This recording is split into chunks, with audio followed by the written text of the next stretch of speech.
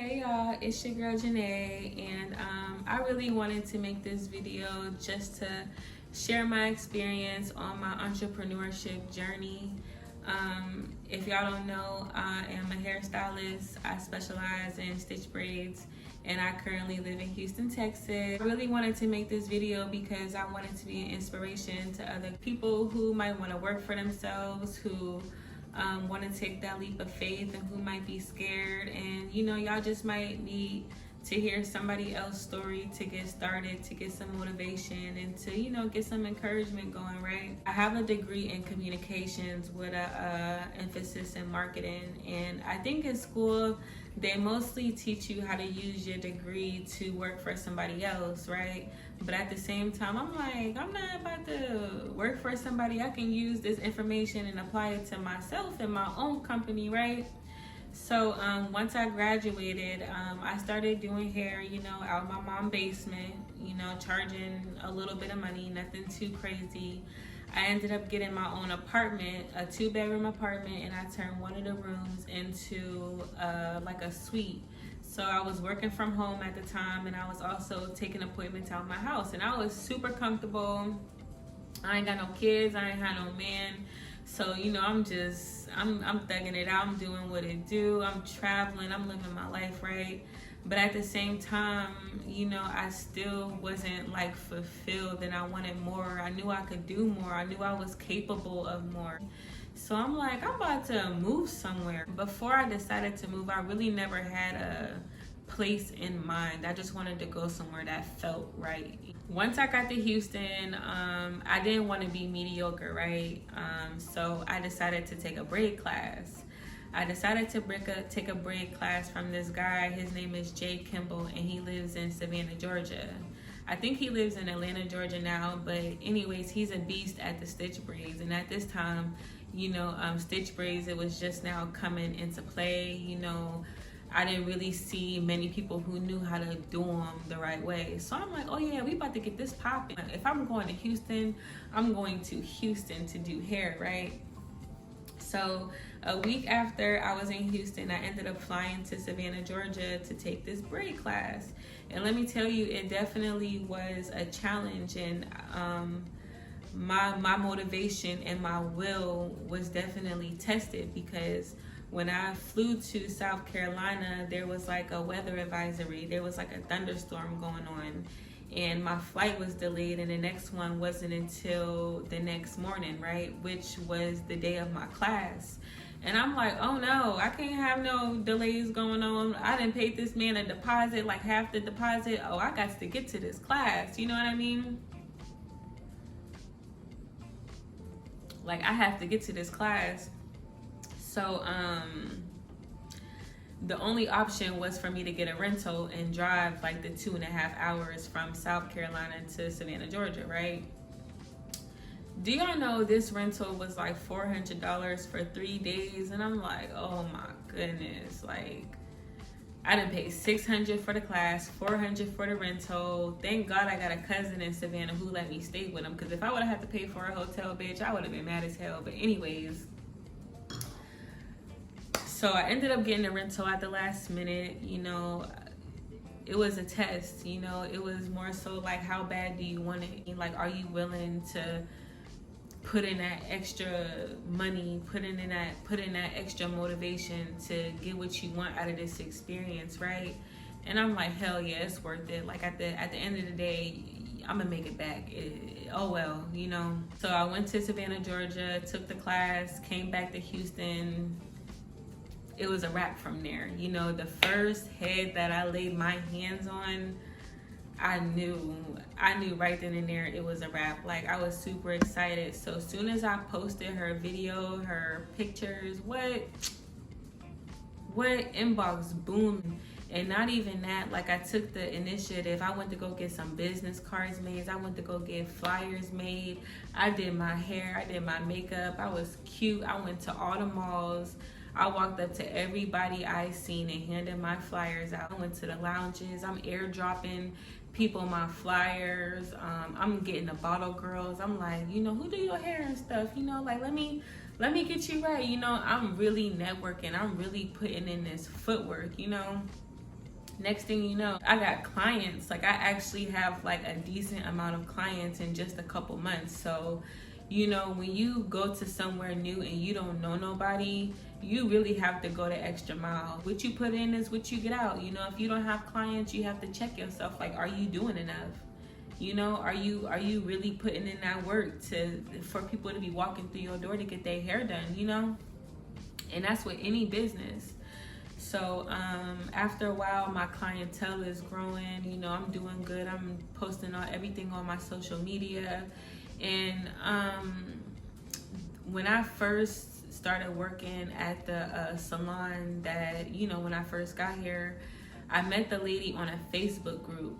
And she was cool people, super nice lady, and she was very flexible with me. The first month I was there, I think she charged me like $50 a month. The second month, $100 a month. The third month, $150 a month. You know, and she gradually increased, and I think $150 was like the cap for the week. So it was cool. It wasn't like breaking my pockets for it. It was cool. The only thing was, I think I was breaking even, and I didn't like that because my clientele was there, but it wasn't there. You know what I'm saying? So I ended up just doing hair on my house for a minute, and that was pretty scary because, you know, Houston, y'all kind of crazy in Texas. So, you know, I really had to pick and choose what people I allowed in my house, and, you know, what people I wanted to deal with. You know, I had to have a good judgment of character. I had to have good discernment. For like a year, I think I was doing hair on my house, and I had a little serving position on the side. Also, I was living like on the north side at the time, which was like 40 minutes from where everything is popping, you know what I mean? And I'm like, man, I gotta get closer to the city. I really have to get involved. I gotta get in the mix, you know? So when my lease was up at that apartment, I ended up moving closer to the city, and now I'm like 20 minutes out. I felt like once I moved, I was able to get a lot more clientele that way, you know? You have to live where your clientele is, you know? So after I was doing hair at my house, when I moved, I ended up getting a salon suite. My salon suite, it was cool. I liked the privacy of it. I liked being able to decorate it how I wanted to. I made it a vibe. I had a hookah in there. I had some wine in there. I had my TV in there. We could watch movies or listen to music. So I was really able to control the tone of the salon. And I liked that, and everybody else liked it too. But the only downfall with that is I was paying $800 a month. So thank goodness I only signed a 6-month lease, because at the end of the day, you know, I have an $800 salon suite rent. I have my rent, my house rent, which is $1,000 and up. You know, I got a car note, car insurance, like, you know, I got all these bills, and I'm still breaking even. And I'm like, damn, like I can't keep doing it. At that point, when the lease was up, I'm like, okay, something gotta give. I gotta figure this out. You know what I mean?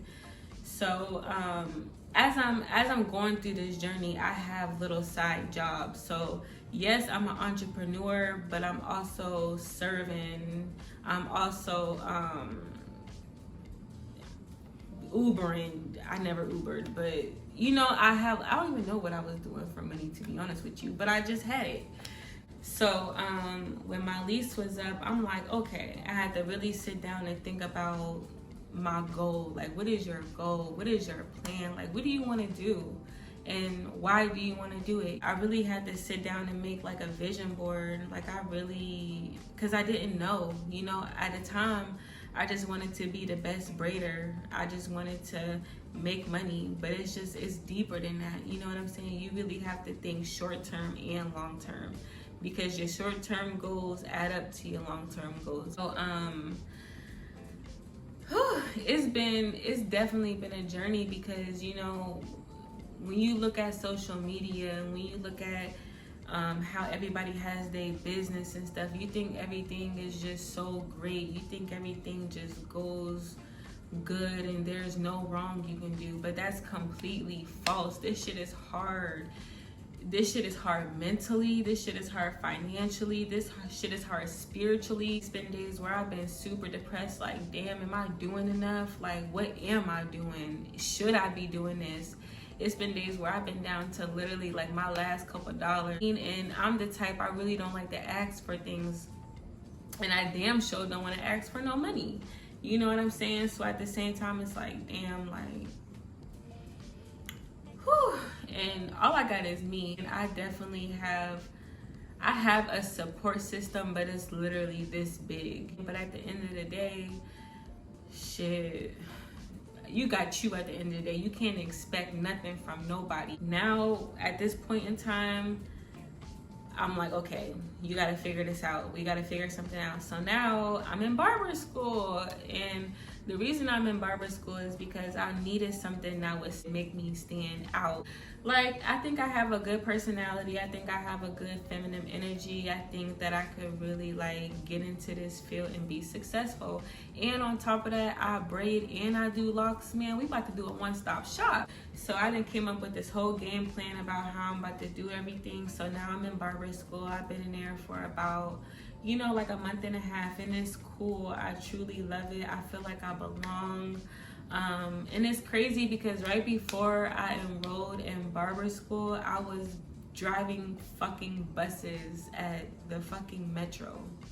And I'm talking about, I got on a bus outfit, and there's nothing wrong with it. I ended up getting my CDLs out of it and everything, but every day I woke up, I dreaded it so bad. Like, I was working there for like 4 months, yo.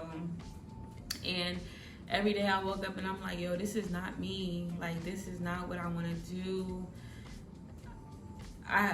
Like, oh my gosh, I can't even believe I did it. You know, I can't even believe I lasted that long. But it built character. Because when you think about where you could be, where you should be, and, you know, it kind of, it's just like, you know what I mean? I knew that I should have been where I am right now.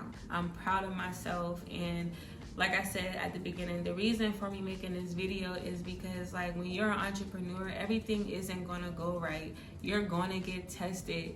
You're going to like go through some shit where you have to make a hard decision, and it's just like, do you trust yourself enough to be like, okay, I believe in myself, I know I can do it, and it's gonna work because it has to work. And there is no plan B, because plan A has to work. Like, there is no other option. Like, this is it. I say all that to say, trust yourself, believe in yourself. You can do it. You can do it. You can put anything you put your mind to.